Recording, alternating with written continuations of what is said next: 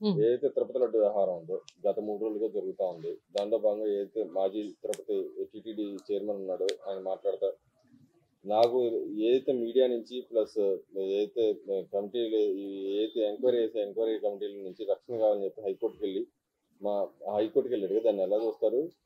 తిరుపతి లడ్డు వ్యవహారం మొత్తం ఆయన మీద నడిచింది. కాకపోతే ఇక్కడ విజిలెన్స్ ఏదైతే అధికారులు 4 సార్లు పిలిచారు కానీ వెళ్ళలేదు. కానీ ఆ కమిటీ రిపోర్ట్లు నాకే కావాలని అడుగుతున్నాడు. ఒక పక్క వెళ్లకుండా ఆయన రిపోర్ట్లు ఏం చేసుకుంటాడని అనుకుంటున్నారు అసలు?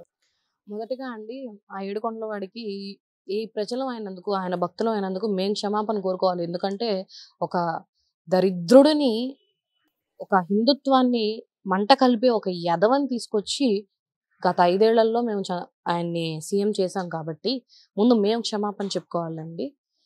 నాకు తెలియక అడుగుతాను. ఇప్పుడు జూలైలో ఎంక్వైరీ చేశారు కాబట్టి, జూలైలో చేశారు కాబట్టి మొత్తం లడ్డూ ప్రసాదం వ్యవహారంలో ఉన్న కల్తీ అంతా గూడాను టీడీపీ ప్రభుత్వం చేసిందని జెప్పేసి ఆ బుడబొక్కలోడు వాగుతా ఉన్నాడు. అసలు కనీస ఇంగిత జ్ఞానం ఉందా? నీకంటూ ఒక వ్యవస్థ ఉంది కాబట్టి ఐపాక్ టీమ్ అనో ఏదో మీకు సంబంధించిన సోషల్ మీడియా ఒక వ్యవస్థ ఉంది కాబట్టి వాళ్ళందరినీ పదే పదే నోరేసుకొని మీడియా ముందుకొచ్చేసి మీరు, మీ విజయసాయిరెడ్డి, మీ నగరి బర్రె మీరందరూ వచ్చేసి ఓ బర్రె అరుస్తా ఉంటే అబద్ధం అనేది నిజమైపోదు. అదొకటి గుర్తుపెట్టుకోవాలి ఈ బుడబొక్కలోడు. ఇంకొకటి సిబిఐ ఎంక్వైరీ అయ్యండి అని అడుగుతున్నావు కదా నువ్వు.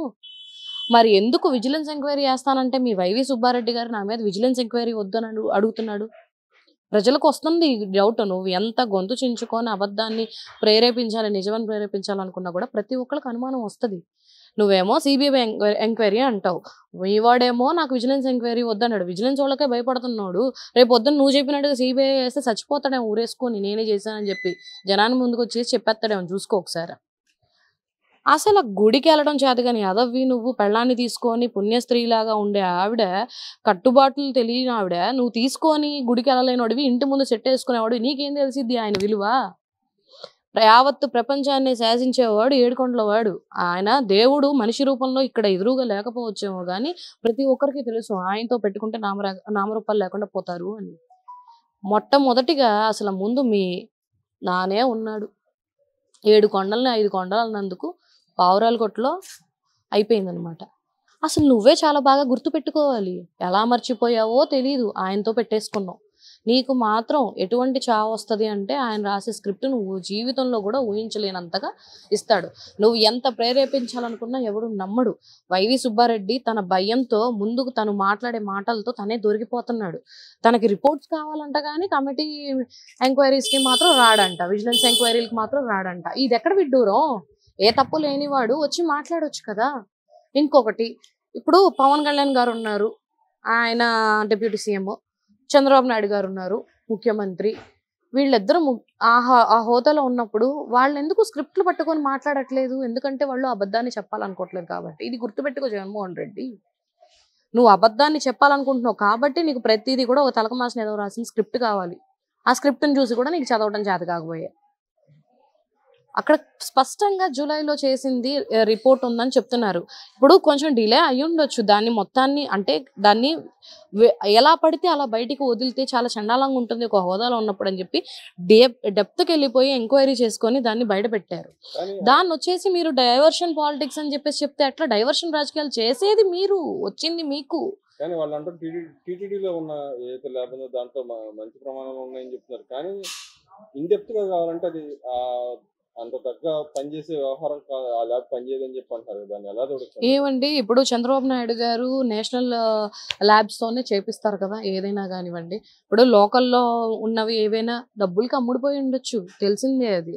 ఇప్పుడు ఆ పెద్ద స్థాయిలో ఉన్న ల్యాబ్లు క్లియర్గా దాంట్లో పిక్ టాలోస్ అని చెప్పేసి రాస్తుంది, ఫిష్ ఆయిల్ అని చెప్పి రాస్తుంది.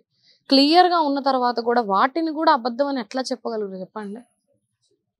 చంద్రబాబు నాయుడు మీద అంతకుముందు ఏడుకొండలవాడు పగబట్టాడు కాబట్టి అలిపిరి జరిగింది గుర్తుందంటే, అరే నాకు అలిపిరిలో జరిగిన దాన్ని అక్కడ చనిపోవాల్సిన స్టేజ్లో ఉన్నోడిని లేగించి నుంచొని నడిచిన వ్యక్తిగా చేసింది ఆ ఏడుకొండలవాడని మీరు గుర్తుపెట్టుకోవాలి. ముందు ఆయనే కాపాడుకున్నాడు ఈ మనిషిని మీరు గుర్తుపెట్టుకోవాలి. ఆయన ఆ రోజు కాపాడాడు కాబట్టే ఇవాళ ఏపీ ప్రజలు నీరాజనాలు పట్టి మరి మీకు 11 ఇచ్చి ఆయన్ని కూర్చోబెట్టారు పైన. అది మీరు గుర్తుపెట్టుకోవాలి బాగా. అసలు 300-400 రూపాయలకి అసలు ఎక్కడ నెయ్యి దొరుకుతుందా మేడం? మీరు ఎక్కడ చూసారా? ఏమండి మామూలుగా చెప్తానండి, నేను స్వతహాగా మా అమ్మగారు ఇంట్లో గేదె పాలు పోయించుకుంటారు. మా ఇంట్లో చిన్నపిల్లలు ఉన్నారు కాబట్టి, నా పిల్లలు కానివ్వండి, తమ్ముడు పిల్లలు కానివ్వండి, మేము పాలు పోయించుకుని మా అమ్మగారు ఇంట్లో నెయ్యి తీస్తారండి. జస్ట్ సరదాగా ఊరికనే బయట రేట్లు చూసుకుంటే ½ కేజీ నెయ్యి వచ్చేసి 500 రూపీస్ ఉంది. అది ఇంట్లో ఒరిజినల్గా తయారు చేసే నెయ్యిని ఖచ్చితంగా ఎట్లా కాదన్నా కానీ ఒక 100 రూపాయలు ఎక్స్ట్రాగానే అమ్ముతారు కదండి. బయట అంటే ఏవో ఎసెన్స్ కెమికల్స్ ఉంటాయి అంటారు కాబట్టి బయటకు వచ్చేది అట్లా ఉంటుంది. ఇంట్లో చేసుకునేది ఎంత ప్యూర్గా చేసుకుంటాం చెప్పండి మీరు. ఎలా వస్తుందండి 319 రూపాయలకి నెయ్యి? అలాగే చూసుకుంటే ఏదైతే విజయసాయి రెడ్డి గారు కానీ ఇంకో పక్క సభ్యులు కానీ చంద్రబాబు నాయుడుకి మధ్య సింతం లేకుండా ఆయనకు ఒక జబ్బు ఉంది, అనుమానం జబ్బు ఉంది. ఆ జబ్బులోనే ఆయన అలా అబండాలు వేస్తాం మా మీద. అసలు అక్కడ ఏం జరగలేదు, అంతా బాగానే ఉంది.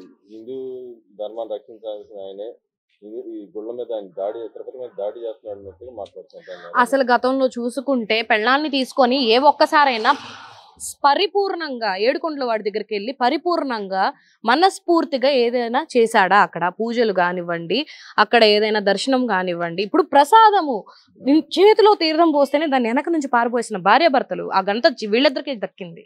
హిందూ సనాతన ధర్మాన్ని ఒక క్రిస్టియన్ కాపాడతాడా? నేను ఇవాళ డైరెక్ట్గా అడుగుతున్నాను. గుడికి వెళ్ళలేని నువ్వు ఏదో బిల్డప్ కోసం నువ్వు 5 కోట్లు పెట్టి కొంప దగ్గర సెట్ అయిపించుకున్నావు. నువ్వు ఏడుకొండల వాడిని నీ ఇంటి దగ్గర తీసుకొస్తావా? ఆ రోజే నీ పతనం ఇంకా మొదలైపోయింది. అసలు ఎలా మాట్లాడుతున్నారు? చంద్రబాబు నాయుడు గారికి అనుమానం జబ్బు ఏంటి? ఆయనకు అనుమానం వచ్చింది కాబట్టి నాకు ఇవాళ మీరు చేసిన అరాజకాన్ని బయటపడేశారు. ఇవాళ ఆయనకు అనుమానం అనేది ఏదో జరుగుతుందని ఉంది కానీ ఆయన ఏదో చేసేస్తున్నాడు, ఆయన మీదకి ఏదో వచ్చిందని అనుమానాలు ఆయనకి లేవు ఏ రోజు కూడా. శ్రీవారి సన్నిధికి ఏడాదిలో ఎన్నిసార్లు వెళ్తారు? సతీ సమేతంగా ఎన్నిసార్లు వెళ్తారు? ఆయన ఒక్కరే ఎన్నిసార్లు వెళ్తారు? వెళ్తే ఎంత నిష్టగా పూజలు చేస్తారు? అవన్నీ ఒకసారి తెప్పించుకొని చూసుకోండి ఛానల్స్లో. మీకు ఉంది కదా ఒక తప్పుడు ఛానల్. కాకపోతే మా ఛానల్స్ నుంచి తెప్పించుకోమనండి మీ తప్పుడు ఛానల్స్ని, నిజాలు చూపిస్తారు మా వాళ్ళు. కానీ ఇక్కడ చూసుకుంటే ఏదైతే అంతకుముందు ఏదైతే సప్లై చేసే కర్ణాటక ఏదైతే పాడి పరిశ్రమ శాఖ ఉందో దాని నుంచి కాకుండా బయట 5 కంపెనీస్ తెచ్చాడు. వాళ్ళ యొక్క సామర్థ్యం అంతా కూడా తెలియకుండానే తెచ్చాడు. దానిలో భాగంగా చూసుకుంటే ఒక కంపెనీ అయితే విదేశాల నుంచి కూడా ఇంపోర్ట్ చేసిన పరిస్థితిలో ఉంది. అలాంటి కంపెనీకి ఎలా ఇచ్చాడు అని అనుకుంటున్నారు? దీంట్లో అవినీతి కోసమే, అవినీతి క్లియర్ కట్గా కనిపిస్తుంది. వచ్చేసేసి మేకపోతే గాంభీర్యంతో సిబిఐ ఎంక్వైరీ చేయండి, ఇవన్నీ చేయండి అని చెప్తే ఎట్లా అండి? ఇప్పుడు ఎప్పుడో కొన్ని తరాలుగా నడుస్తా నాణ్యమైనవే వాడుతా వచ్చినప్పుడు ఓన్లీ లాస్ట్ 5 yearsలో ఎందుకు మారింది అనే ఒక క్వశ్చన్ ప్రతి ఒక్కరికి వస్తే చాలండి. గత 5 ఏళ్ల ముందు కూడా ఏదీ లేదు. ఎప్పుడు చూసిన రివర్స్ టెండరింగ్ అంటారు కదా, ఏ రివర్స్ టెండరింగ్ ఇక్కడ పనిచేసింది అంటారు? అది జగన్మోహన్ రెడ్డికి చాలా బాగా తెలుసండి. ప్రతి దాంట్లో కూడాను నాకు ఒక కోర్టులో వచ్చి పడిపోవాలి, మొత్తం నేనే ఉండాలి, నేనే మోనర్గా ఉండాలని ఫీల్ అయ్యే జగన్మోహన్ రెడ్డి నాకు తెలిసి దీంట్లో కూడాను ఎన్నో స్కామ్లు చేస్తున్నాడు. అసలు ఇంకొకటి అండి, ఈ లడ్డు స్కామ్ మీదే ఉన్నాం మనము. మరి అమ్మవారి నగలు కానీ శ్రీవారి నగలు కానీ అవన్నీ ఉన్నాయో లేవో, ఉంటే అవి ఒరిజినలో కాదో, అక్కడ ఉన్న డైమండ్స్ ఒరిజినలో కాదో ఇవన్నీ చేయించుకోవాలి. మరి మన గవర్నమెంట్ ఇక్కడ ప్రభుత్వానికి ప్రజలకి ఇదే చేసిద్దా, వీడి తవ్వకాలే చేసిద్దా అని నాకు అర్థం కావట్లా. ఒక్కసారి దాని మీద కూడా దృష్టి సారిస్తే తెలుసుకొస్తుంది అనమాట వీడు చేసిన అరాజకాలు ఇంకెన్ని ఉన్నాయా అని. అసలు ప్రతి ఒక్క ప్రజల్ని క్యూ లైన్లో నుంచోపెట్టి పాలు, చంటి పిల్లలకి పాలు కూడా ఇవ్వకుండా చాలా ఇబ్బందులకు గురి చేశాడు. పాలు లేవు, టీ లేదు, అల్పాహారాలు లేవు. అంతమంది అక్కడ కంపార్ట్మెంట్లో కానీ క్యూల్లో కానీ నుంచొని అన్ని గంటలు ఉంటే వాళ్ళందరికీ అవన్నీ ఇవ్వకపోతే ఏ సౌకర్యాలు లేవు కదా అని చెప్పేసి జనాలు రావటం తగ్గిపోతారని చెప్పి ఫస్ట్లో అలాంటివి చేశారు. తర్వాత రేట్లు పెంచుకుంటా వచ్చేసారు, ప్రైసెస్ పెంచేశారు. ఇవన్నీ జరుగుతున్నాయి. ఎంత చేస్తున్నా కానీ జనం ఇప్పుడు ఎందుకు పోయిద్దా శ్రీవారి మీద భక్తి? హిందూ సనాతన ధర్మం తెలిసిన ప్రతి ఒక్కడు, హిందూ పుట్టిన ప్రతి ఒక్కడు కూడాను ఎన్ని కష్టాలు ఎదుర్కొన్నా మొక్కుబడులు తీర్చుకోవడానికో సెలవుల సమయంలోనో పిల్లల్ని తీసుకొని ఖచ్చితంగా శ్రీవారిది ఒక్క నిమిషం కంటి చూపుతో ఆ సర్వం చూసుకోవడం కోసం గంటలు జర్నీలు చేసుకుంటా వచ్చి గంటలు కంపార్ట్మెంట్లో కూర్చొని మరి వస్తారు. అది ఆయన గొప్పతనం.